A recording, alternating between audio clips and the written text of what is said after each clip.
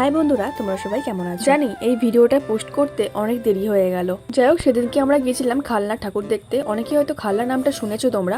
আমাদের এখানে খালনাতে প্রচুর লক্ষ্মী ঠাকুর হয়, তার জন্য সবাই মিলে চলে গেছিলাম খালনায় লক্ষ্মী ঠাকুর দেখতে। প্রথমে দেখো এই প্যান্ডেলটার মধ্যে গিয়েছিলাম, দেখো এত সুন্দরভাবে প্যান্ডেলটা সাজিয়েছে যে তোমাদেরকে কি বলবো, তোমরা তো দেখতেই পাচ্ছ। আশা করছি তোমাদের মধ্যেও হয়তো অনেকে এখানে এসেছো ঠাকুর দেখতে, আর যদি এসে থাকো প্লিজ আমাকে কমেন্টে জানিও। যাই হোক, তারপরে আমরা এসে গেলাম একটু খাওয়া দাওয়া করতে। খাওয়া দাওয়া মানেই তো ফুচকা। ঘুরতে বেরোবো আর ফুচকা খাবো না, এটা তো একদমই হতে পারে না। তারপরে আবার চলে এলাম ঠাকুর দেখতে।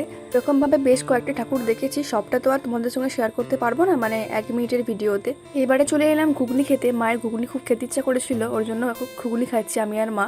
আর আমার বয়ফ্রেন্ড ভিডিও করে দিচ্ছে। ওর ঘুগনি খেতে ভালো লাগে না, তার জন্য খাচ্ছিল না, কিন্তু আমি জোর করে আমার থেকে ঘুগনি খাওয়াচ্ছিলাম। যাই হোক, ছাড়ো। আর এখানে দেখো মা বসে গেছে কিছু কেনাকাটা করার জন্য। তারপরে দেখো আবার চলে এলাম ঠাকুর দেখতে। এই ঠাকুরটা তো সুন্দর হয়েছে না, তোমাদের কি বলবো। এরপরে চলে এলাম আমার সব থেকে প্রিয় মোমোর দোকানে। আর দেখো মোমোটা তো গরম ছিল বলে আমাকে মোমোটা নিতেই দেয়নি, ওর জন্য ওই নিয়েছিল। তারপরে দেখো ও খেলো মোমোটা, আর এদিকে আমিও খেলাম। মোমোটা মোটামুটি খেতে হয়েছিল, অতটা ভালো খেতে হয়নি। যাই হোক, তারপর আমরা চলে এলাম জিলিপি কিনতে। মেলাতে এলেই এই লাল লাল জিলিপিগুলো দেখলে না এত খেতে ইচ্ছা করে যে কি বলবো। ঠাকুর দেখা হয়ে যাওয়ার পরে বাড়ি যাচ্ছিলাম, রাস্তাতে এই ভুট্টাটা দেখলাম। ভুট্টা দেখে লোভ সামলাতে না পারি একটা ভুট্টা নিয়ে নিলাম। মেলাতে এটা সেটা খাওয়ার পর আমাদের পেট ভর্তি ছিল, তাও রাতের কিছু খেতে হবে বলে চলে এলাম টেস্ট অ্যান্ড বাইটে কিছু পেস্ট্রি খাওয়ার জন্য।